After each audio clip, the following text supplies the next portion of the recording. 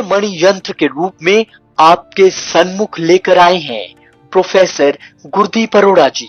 पूजा विधि से अभिमंत्रित कर प्रोफेसर गुरदीप अरोड़ा जी ने सूर्य मणि यंत्र को तैयार किया है। जो इंसान फोबिया यानी डर की बीमारी से पीड़ित है, उन्हें निडर बनाता है। नौकरी नहीं मिलती तो उसमें मदद करता है। जो रोज सूर्य मणि यंत्र के दर्शन करता है, यह सूर्य मणि यंत्र आपको कामयाबी की बुलंदियों तक पहुंचाता है। अपने अपनों का जीवन बदलने के लिए अपने घर ले आए अभिमंत्रित सूर्य मणि यंत्र। नमस्कार जी, मैं Shifali secret of your life program में आपका ढेर सारा स्वागत करती हूँ। एक बार फिर से आपके सामने हाजिर है एक नया एपिसोड लेकर। तो आज आप देख रहे होंगे कि हम प्रकृति के पास बैठे हैं। तो आज हम जिस जगह पे बैठे हैं उसके बारे में आपको बता ही देती हूँ। आज हम औरंगाबाद के कैलाश टेम्पल के बिल्कुल सामने बैठे हैं। तो कैलाश टेम्पल आज आपका मैंने बोल ही दिया, क्योंकि प्रोफेसर साहब ने बताया था कि आपको बोला गया था कि यहाँ पर आप बताइए कि हम कहाँ पे जा रहे हैं। तो हम प्रोफेसर साहब से जानेंगे कि आपने क्या क्या देखा और कहाँ की लोकेशन के बारे में आप बताना चाहते हैं। और आज हमने 12 ज्योतिर्लिंग जो है वो पूरे कर लिए। 12वां ज्योतिर्लिंग जो गृहनेश्वर है वो पूरा किया हमने। इससे पहले प्रोफेसर गुरदीप अरोड़ा साहब ने जो ज्योतिर्लिंग पूरे किए, उन्होंने दर्शन किए, वो आपको नहीं दिखाया गया क्योंकि तब ऑफलाइन था, तब थोड़ी सुख सुविधा कम थी। लेकिन आज जो है 12वें ज्योतिर्लिंग के आपको दर्शन करवाए जाएंगे, उसके बारे में बताया जाएगा। तो पहले स्वागत कर लेते हैं प्रोफेसर साहब का, क्योंकि बहुत बड़ा रहस्य जो है प्रोफेसर गुरदीप अरोड़ा साहब आज खोलेंगे। क्योंकि जैसे कि हमारे शो का नाम है the secret of your life, professor Gurdeep Arora साहब रिसर्च करते रहते हैं, खोज करते रहते हैं। लेकिन आज गृहनेश्वर के बारे में क्या रहस्य खोलेंगे, पहले स्वागत कर लेते हैं। प्रोफेसर बहुत बहुत स्वागत है आपका। नमस्कार प्रोफेसर, आज आपने 12 ज्योतिर्लिंग पूरे किए, यानी कि 12वां ज्योतिर्लिंग गृहनेश्वर ज्योतिर्लिंग, यानी कि इससे पहले आपने 11 पूरे किए। मैं आपको 11 ज्योतिर्लिंगों के नाम भी बता देती हूँ प्रोफेसर। आपको तो ऑलरेडी पता है, लेकिन जितने व्यूअर हमारे साथ जुड़े हैं सबकी इच्छा रहती है कि हम अपने जीते जी 12 ज्योतिर्लिंग जो है वो पूरे कर लें, दर्शन कर लें। शायद दर्शन मात्र से ही हमारी मुक्ति हो जाए, मोक्ष की प्राप्ति हो जाए, धन संपत्ति की प्राप्ति हो जाए। तो प्रोफेसर, पहला ज्योतिर्लिंग जो आपने देखा सोमनाथ, दूसरा मल्लिकार्जुन, तीसरा महाकालेश्वर, चौथा ओमकारेश्वर, पांचवा केदारनाथ, छठा भीमा शंकर, सातवां काशी विश्वनाथ, आठवां त्रिंबकेश्वर महादेव और 9वां नागेश्वर, 10वां वैद्यनाथ, 11वां रामेश्वर और 12वां ज्योतिर्लिंग जो आज आपने पूरा किया है वो गृहनेश्वर। प्रोफेसर, इसकी महत्ता क्या है गृहनेश्वर की, क्योंकि 12 ज्योतिर्लिंग आज आपके पूरे हो गए, तो इसकी महत्ता क्या रहेगी, क्या आपने देखा और इसका रहस्य क्या है? पहली बात तो मैंने इनाम रखा था, जो इंसान हमें बताएगा हम कहाँ जा रहे हैं तो उनको मैं कुछ ना कुछ ज़रूर दूंगा। शेफाली जी ने बता दिया लुधियाना से 1600 किलोमीटर है, लेकिन मैंने उलझाया आपको। मैंने कहा नहीं 1600 नहीं, 3000 भी हो सकता है, 3200 भी हो सकता है, 3100 भी हो सकता है। पिछले एपिसोड में मैंने बताया, लेकिन वाकई में वो 3100 था। कैसा था? Up down. क्योंकि अगर मैं उलझाता ना तो आजकल इंटरनेट का ज़माना है, लुधियाना से सीधी गूगल पे सर्च करता और सीधा पहुंच जाता है कैलाश टेम्पल। तो आज हम सबसे पहले मेरा जो लास्ट ज्योतिर्लिंग रहता था गृहनेश्वर महादेव, वो हमने देखा। उसके पास ही कैलाश टेम्पल था जो कि हज़ारों सालों से यहाँ पे बसा हुआ है। पूरी दुनिया आती है। मैंने पिछले एपिसोड में आप सबको दिखाया और मैंने पिछले एपिसोड में आपको ये भी बताया कि मैं गृहनेश्वर महादेव लास्ट ज्योतिर्लिंग में जा रहा हूँ। और सबसे बड़ी चीज़ यहाँ आके जो शांति, जो सुकून, थकावट, पहली बात तो आपको लग रहा होगा प्रोफेसर साहब इतनी दूर जाते हैं, शेफाली जी इतनी दूर जाते हैं, जो उनका स्टाफ है कितने लकी होगा जो इतनी दूर जाते हैं और कहाँ जाके कितना मज़ा आता होगा। दिखने में बहुत मज़ा आता है, ये बात सही है, लेकिन 2 दिन का ट्रैवल, 2.5 दिन, शेफाली 2.5 दिन लगे हमको यहाँ आते हुए। जी बिल्कुल, हमको आते हुए यहाँ 2.5 दिन लगे।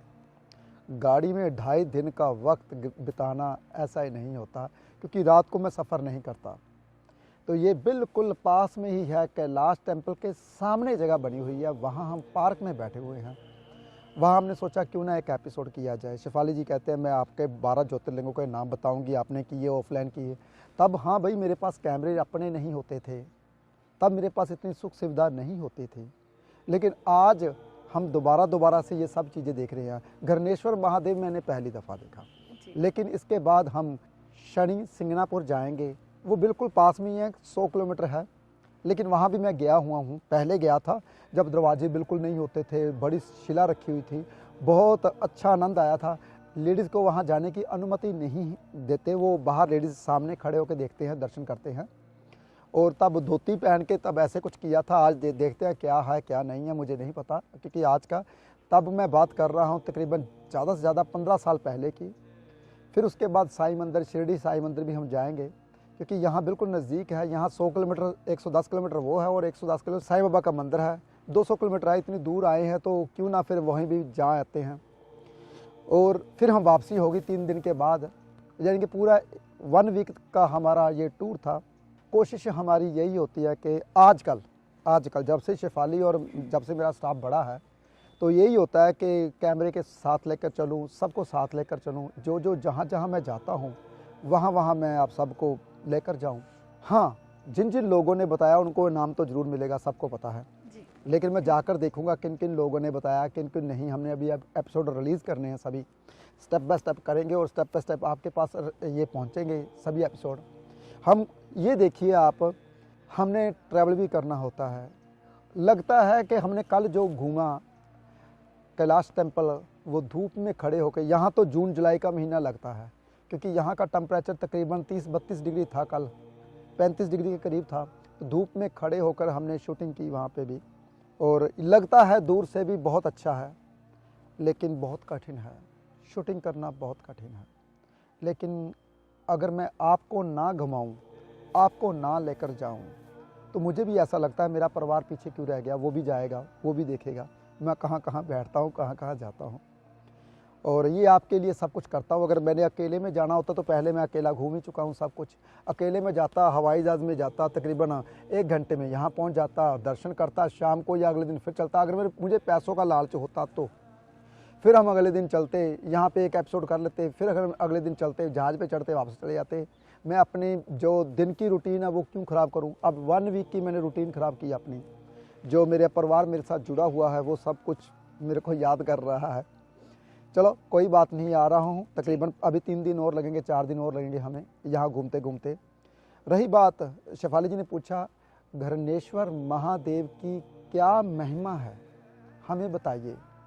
आप यहाँ आए, इसके बारे में कुछ बताइए। जो महिमा है, जिनके यहाँ औलाद नहीं होती, जिनके यहाँ बच्चा पैदा नहीं होता, घर में चहचहा नहीं होती, घर में खुशियाँ नहीं आती, मंगल कार्य नहीं होते, वो यहाँ आकर दर्शन दे तो खुशियाँ आनी शुरू हो जाती हैं। और सबसे बड़ी बात, वंश वृद्धि तो यहीं पे ही होती है, लास्ट ज्योतिर्लिंग पे। वंश वृद्धि कैसे होती है? जब हमारा बच्चा होगा, नाम, कुल का नाम कैसे होता है? आपका जब बच्चा हो जाए तभी कुल का नाम होता है, नहीं तो बंदे आते हैं जाते हैं, आते हैं जाते हैं। मैंने पहले भी बताया, मुझे 7 पुश्तों का नाम याद है। अगर मेरे बाप ना होता तो मैं आगे पैदा कहाँ से होता, किस घर में होता, मुझे किस कुल का पता था।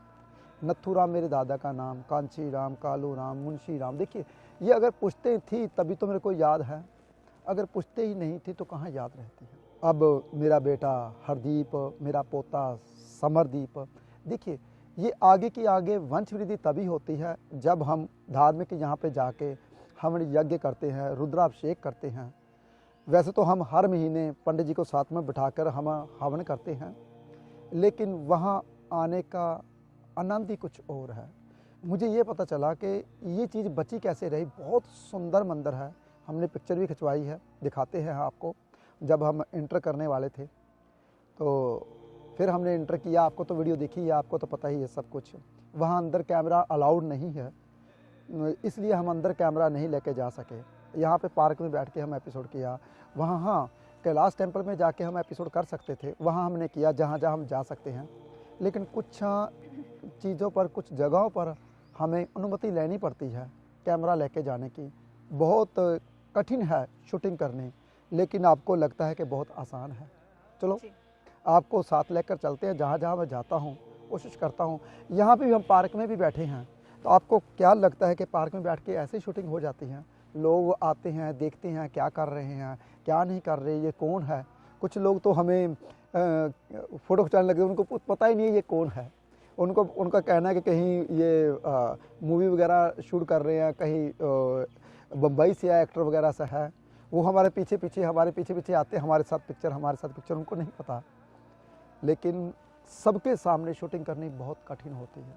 जी। सबके सामने पूरी दुनिया देख रही होती है, पूरे सबके सामने ये दिखाना कि हम क्या करने आए हैं, ये दिखाना, आपको साथ लेकर जाना बहुत कठिन होता है। लेकिन आपके लिए सब कुछ करना पड़ता है। आप मेरा परिवार हो, मेरे साथ जुड़े हुए हो, तो जितनी भी महिमा है वो मैं आप सबको बताता रहूँगा जहाँ जहाँ मैं जाता हूँ। जी प्रोफेसर साहब, ये 2.5 दिन का जो सफ़र था गाड़ी के ऊपर, यानी कि लुधियाना से हम 1600 किलोमीटर चल के आए ये ग्रेनेश्वर महादेव मंदिर देखने के लिए, ये 12वां ज्योतिर्लिंग पूरा करने के लिए, क्योंकि हमारी क्या सबकी इच्छा रहती है कि हम लोग ज्योतिर्लिंग के दर्शन करें। तो प्रोफेसर साहब, ये आपने जो ट्विस्ट छोड़ा था वो आज कंप्लीट हो गया। हम उनके घरों में गिफ्ट भी पहुंचाएंगे जिन्होंने मतलब इस सवाल का जवाब दिया। तो प्रोफेसर साहब, घृणेश्वर महादेव ये 12वां ज्योतिर्लिंग, जब शादी हो जाती है ना प्रोफेसर साहब, 1 साल हो जाता है तो लोग पूछते हैं अच्छा बच्चा नहीं हुआ, क्या हो गया, शायद इंटरनली प्रॉब्लम होगी या ऐसे होगा। कई बार पति पत्नी में डिसाइड होता है कि हम 2 साल 3 साल बच्चा नहीं करते, लेकिन वो डिसाइड तो कर लेते हैं, लेकिन बाद में क्या होता है, बच्चा होता ही नहीं। पहले तो हम कहते हैं परहेज़ कर लो, ऐसा हो जाएगा, मतलब कुछ टाइम बाद कर लेंगे, लेकिन जब थोड़ा गैप डल जाता है तो बच्चा नहीं होता। कोक कई बार होता है कि कोक बंध जाती है। कि प्रोफेसर 12वां ज्योतिर्लिंग के अगर दर्शन करे कोई करे, यहाँ पे आके पूजा आराधना करे, क्या उसके घर में बच्चा हो जाता है? बहुत अच्छा शेफाली जी, आपने बहुत अच्छा ये क्वेश्चन था मेरे लिए, और आपके लिए तो बहुत ज़्यादा अच्छा होगा। शेफाली, जब इंसान की मैरिज होती है ना, जी। तो इंसान में जोश होता है। वो जोश में जो बच्चा पैदा होता है वो तंदुरुस्त रहता है। जब हम गैप डालते नहीं, अभी हमने घूमना है, अभी हमने फिरना है, अभी हमने यहाँ जाना है, अभी हम सेटल हो जाएं, सेटल इंसान कभी नहीं होता। सेटल इंसान तभी होता है जब उसका बच्चा हो जाता है। पहली बात तो आधा सेटल तब होता है जब शादी हो जाती है, उसके बाद आधा तब सेटल होता है जब बच्चा हो जाता है। वो क्यों? क्योंकि जिम्मेवारियां उसके ऊपर बढ़ जाती हैं। उसको ये लगता है कि मैंने यार कामयाब होना है। कैसे कामयाब होना है मुझे नहीं पता, मैंने भागना है, भागना है, भागना है, भागना है। वो दिन रात भागता रहता है। देखिए, मैं शेफाली जी को कल ही बोल रहा था, मैंने कहा अभी ना मैंने कमा लिया जितना कमाना था, अब मुझे ज़रूरत है ऐसा घर बनाने की जहाँ बहुत बड़ा पार्क हो, आनंद से रहूँ, मैं काम नहीं करना चाहता। मैंने कहा शायद मैंने जो 15 साल पहले बोला वो पूरा हो रहा है, मेरा मन उखड़ रहा है, मैं काम नहीं करना चाहता। बस साहब बहुत भाग लिया, लेकिन फिर भी ऐसे लगता है यार नहीं, अगर मुझे तो नहीं चाहिए, लेकिन आप लोगों को चाहिए ये ज्ञान जो भगवान मेरे को देता रहता है। ये नहीं कि मेरे भीतर बहुत ज्ञान है, मैं बाबा हूँ, ऐसा कुछ नहीं है। मैं आपकी तरह इंसान हूँ।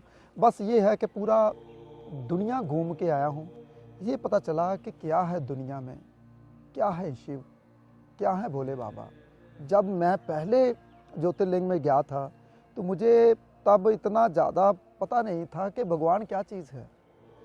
फिर धीरे धीरे जैसे उम्र बढ़ती गई, मंदिरों के बारे में समझ आनी शुरू हो गई। ये क्यों बनाए जाते थे पुराने मंदिर, ऐसे क्यों बनाए जाते थे, जो इतने पुराने मंदिर बने हुए हैं, ऐसी ऐसी मूर्तियाँ क्यों बनाई जाती थी जो कि बिल्कुल ही नग्न मूर्तियाँ बनाई जाती थी पुराने मंदिरों में। खुजारों का मंदिर जो है, तो ऐसी मूर्तियाँ यहाँ पे भी हैं, ऐसी क्यों बनाई जाती थी। अब समझ आया यार ये चीज़ें ऐसी क्यों बनाई जाती थी।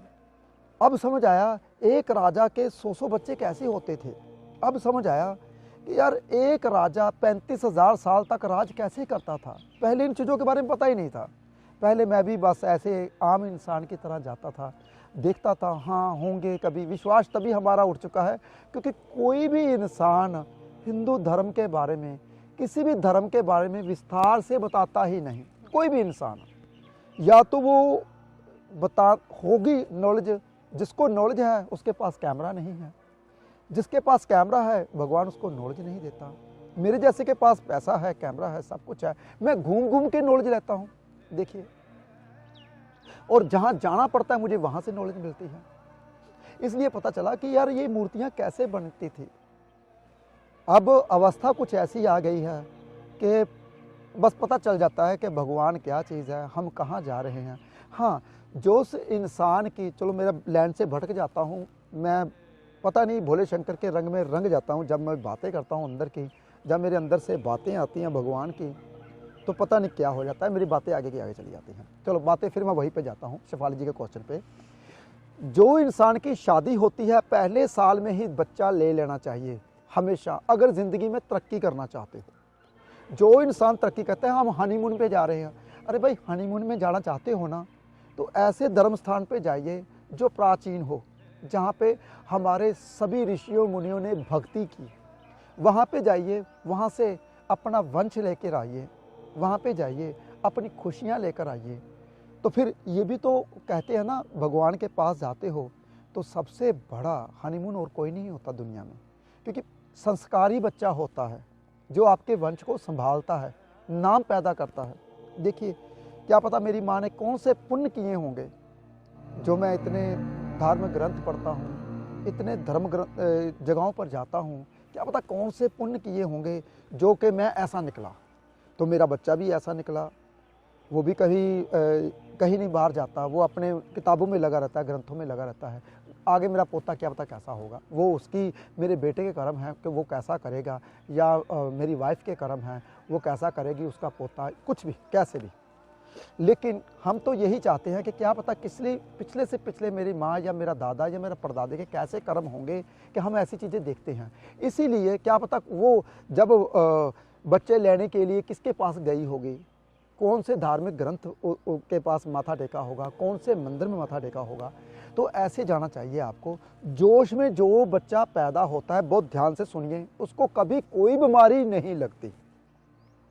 और जोश कैसे होता है, जब इंसान की शादी होती है तभी 1-2 साल में जोश होता है, उसके बाद जोश धीरे धीरे चलो बता ही देता हूँ।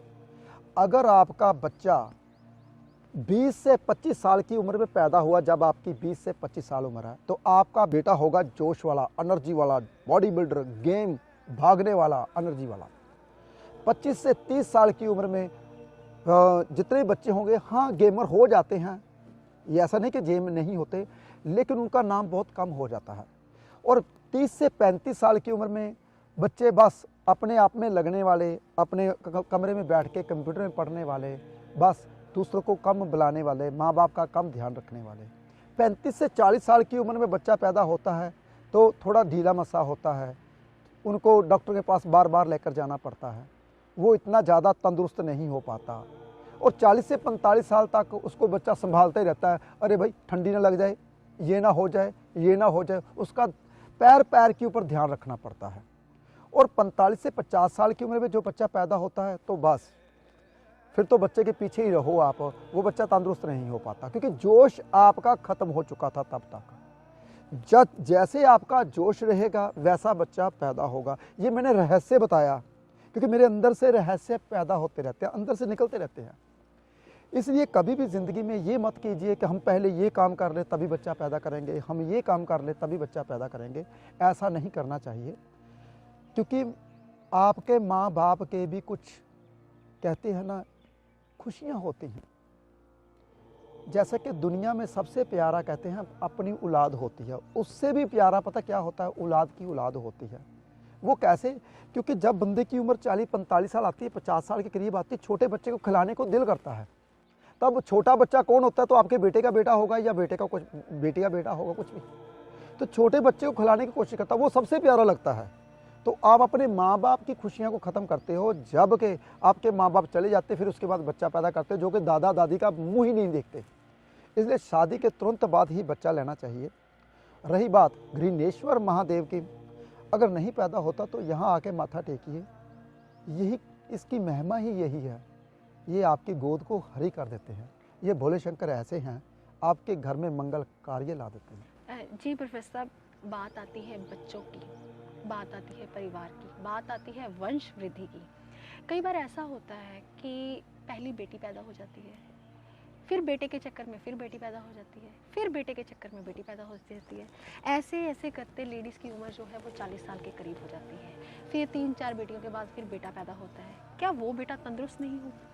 शिवाली जी, ऐसा नहीं होता, क्योंकि मैं आपको बताता हूँ, बेटी पैदा हुई या बेटा पैदा हुआ, कुछ भी, यानी कि आपका कहने का मतलब है 3 बच्चों के बाद जो बच्चा पैदा होता है वो तंदुरुस्त नहीं रह पाता। बिल्कुल रह पाता है, लेकिन वो लाडला होता है, उसे हम तंदुरुस्त रहने ही नहीं देते जी। और उसे हम नीचे छोड़ते ही नहीं हैं। ऐसा कुछ नहीं है।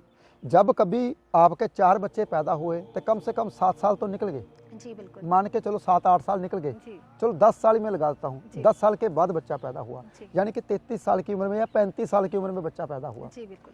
वो बच्चा हाँ तंदुरुस्त होगा अगर आप उसका ध्यान कम रखोगे। जी। हम कहते हैं कि ये बच्चा हमारा बहुत ज़्यादा लाड से हुआ, मन्नतों से हुआ, उसको संभाल के रखते हैं, उसे हम तंदुरुस्त रहने ही नहीं देते। जी, बिल्कुल। हम उसे हम रोने ही नहीं देते। जी। चलो मैं आपको ये बता दूं, शिवाली जी आप हंसोगे, आप भी, मेरा परिवार भी हंसोगे। जी। सबसे ज़्यादा मैं रोया हूँ। जी। छोटे होते हुए बहुत रोता था, बहुत रोता था।